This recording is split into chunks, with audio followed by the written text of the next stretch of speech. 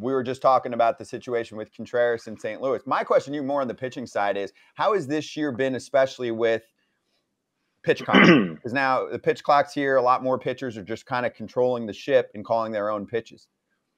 Yeah, I kind of caught the tail end of what you guys were talking about. I honestly haven't really kept up with the whole Willson thing. I saw that they were talking about taking him out of the catching role and DHing him or what. I don't know what the reason was, but it sounded like there was some issues with, either the game prep or the pitch calling that they didn't like. Is that right? Pretty much. Well, they didn't say anything specific. They just said that Willson Contreras is going to be our DH outfielder. No, wait, now he's a DH, and now we're going to bring him back to catcher sometime in the future. But we're not going to tell you what he does wrong. You'll just know it. So pretty much whatever you can imagine is the truth.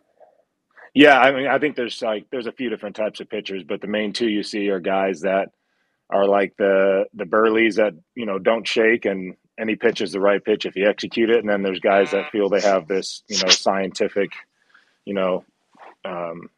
algorithm that's going to guarantee you success. So I've always leaned towards the side of, prep and know what guys do well and what they don't do well. And when you get out there, it's kind of flow of the game stuff. I think it's important to game prep. I think it's extremely important to look at the numbers and show, these are statistics, these are facts. This guy's not doing damage on these certain pitches. But when I'm game planning, I'm never going in there saying we're going to start him off with this pitch, then we're going to, get him to 2 strikes with this and put him away with this. It's always, this is what I feel like we can start him off with. He's either very patient towards this or over aggressive towards it.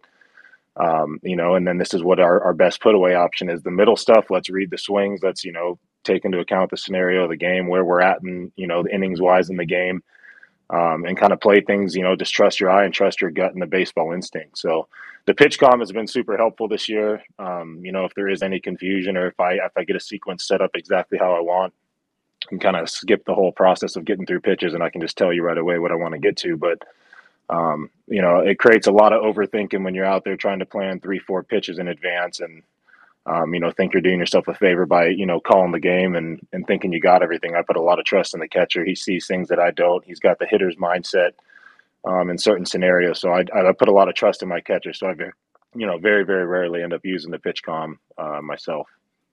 Would you handle it the way that I guess you haven't heard, but, would you ever throw your catcher under the bus in public?